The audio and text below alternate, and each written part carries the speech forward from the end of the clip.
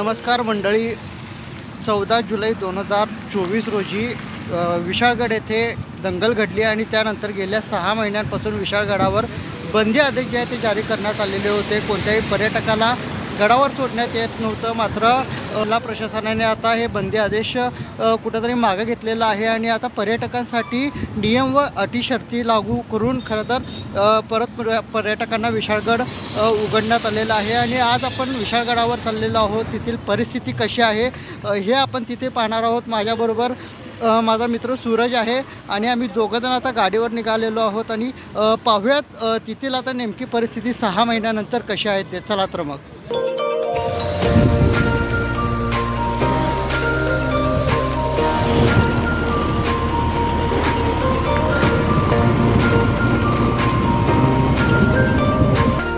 तर आता आम्ही विशाळगडकडे निघालेलो आहोत आणि कोरफाडे फाट्यावर आहोत. माझ्याबरोबर आता विशाल आणि श्रीकांत देखील जॉईन झालेले आहेत आणि पुढे सूरज आमचा गाडी चालवत आहे.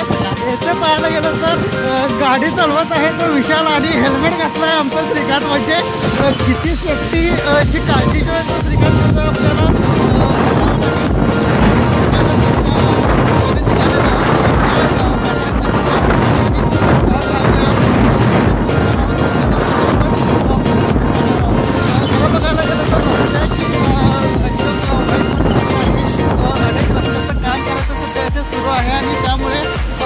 जायला थोडंसं अडचण आपल्याला येत आहे. मात्र आपण अशा परिस्थितीत जाणार आहोत आणि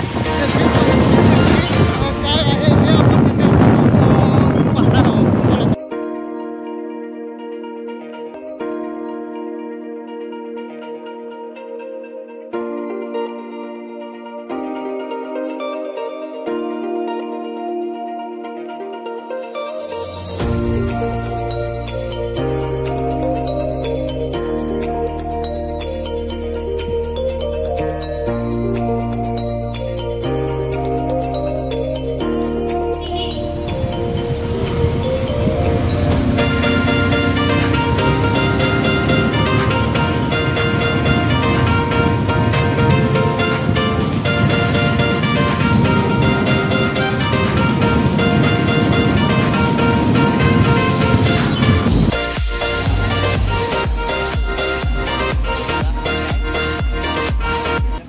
तर सध्या आपण पावनखिंडीत आहोत आणि ही पावनखिंड जी आहे ती इथून संपती. खरं बघायला गेलं तर जिथून पावनखिंडाची मोहिमेला जे ट्रॅकर्स येत असतात ते याच मार्गे खरं तर पावनखिंडावर जात असतात. आणि जे काही घटना घडली होती त्यानंतर येथे पोलीस बंदोबस्त देखील तैनात करण्यात आलेला होता. सर्व मोहीम जी आहे ती थांबवण्यात आलेली होती. मात्र आता जर पाहायला गेलं तर हे संपूर्ण ट्रॅकिंगसाठी जे आहे ते आता सध्या ओपन करण्यात आलेलं आहे. अनेक पर्यटक जे आहेत ते या मार्गे खिंडीतून येतात आणि विशाळगडावर जात असतात. आणि सध्याची दृश्य जर पाहिली तर येथे आता कुठलाही बंदोबस्त नाही आहे.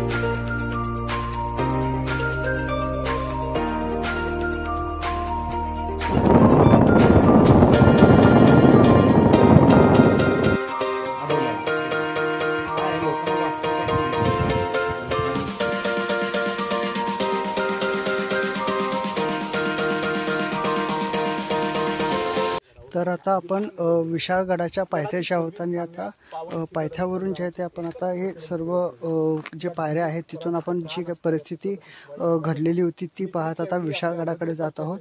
आणि येथे माझ्या बाजूला जर पाहायला गेलं तर येथे एक विशाळगडाचे इथे माहितीचं फलक जे आहे ते लावण्यात आलेलं आहे आणि या फलकावर जर पाहायला गेलं तर संपूर्ण विशाळगडाची माहिती प्रेक्षणीय स्थळे जे आहेत ते येथे देण्यात आलेली आहेत। चला तर मग तो फलक पाहूयात आणि पुढे निघूयात आपण। हे शिरतात श्रीकृष्ण मुचकुंद ऋषी तिथं तपश्चर्या करत बसलेले असतात, त्यावेळेला त्यांच्या अंगावरती श्रीकृष्ण आपल्या अंगावरती शाल टाकतो, काळीवन पाठीमागून ते त्यालावरती श्रीकृष्णाने त्याला लाथ मारतो। ते ठिकाण हे काळीवनाचा जो अंत झाला ते ठिकाण ते मुचकुंद ऋषीमुनी जे आहेत त्यांचं ते मूळ ठिकाण मुचकुंदी, म्हणून त्याला मुचकुंदी म्हणतात।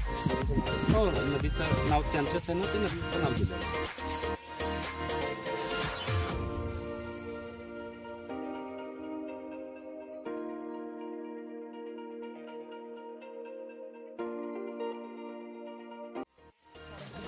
तर आता आपण विशाळगडाकडे निघालेलो आहोत। माझ्याबरोबर माझे सर्व सहकारी देखील आहेत आणि जर पाहायला गेलं तर इथे आजच खरं तर गड सुरू झाल्यामुळं अद्याप देखील पर्यटक जे आहेत ते इथे आलेले आपल्याला दिसत नाहीत।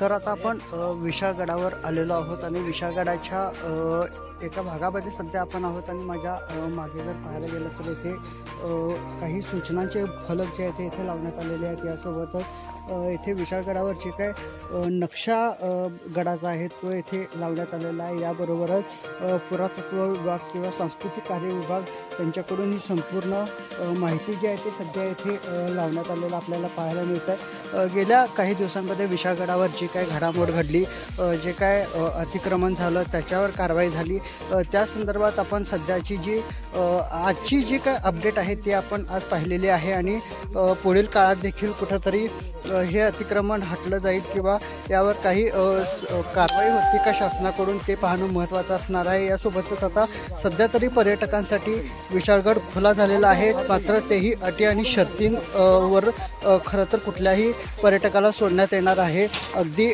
पोलीस जे आहेत ते नोंद करून घेत आहेत प्रत्येक पर्यटकाची, आधार कार्ड नंबर असेल, मोबाईल नंबर असेल आणि मगच त्याला गडावर सोडण्यात येत आहे सध्या। त्यामुळे सध्याची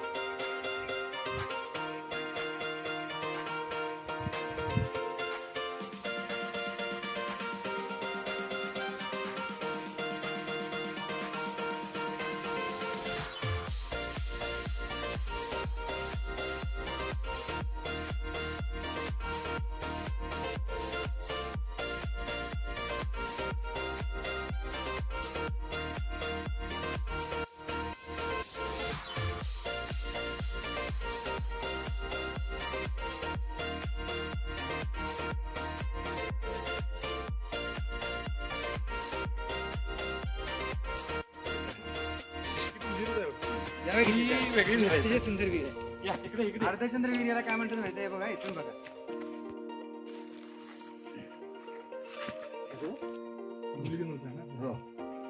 पुण्यामधून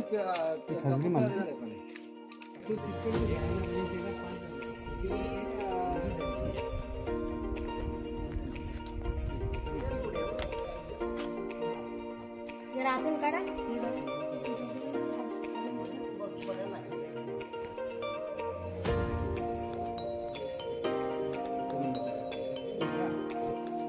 या विषयावर माझा समाज नाही.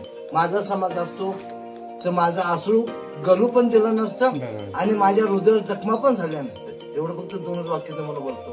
आणि तो समाज लोकांना लवकर घेऊन या. तर मंडळी, आज आपण विशाळगडवर आलेलो होतो आणि माझा मित्र सूरज आणि आम्ही दोघंजण सकाळी साधारण 11-12च्या सुमारास निघालो आणि आता संध्याकाळी साधारण 6 वाजलेले आहेत आणि आधी आता आपण परतीचा प्रवास सुरू केलेला आहे. सूरज, कसा वाटला आजचा हा तुला हा सगळा प्रवास? विशाळगड कसा पाहिला? हा तर अगदी अप्रतिम वाटलाच आहे आपल्याला. पत्र आता आपण पुन्हा कोल्हापूरच्या दिशेने निघालेलो आहोत. काही का असे ना, अतिक्रमण मुक्त विशाळगड व्हावं अशी सर्वांचीच इच्छा आहे. आता इथेच थांबूयात आणि पुढच्या व्लॉगमध्ये भेटूया. तोपर्यंत नमस्कार.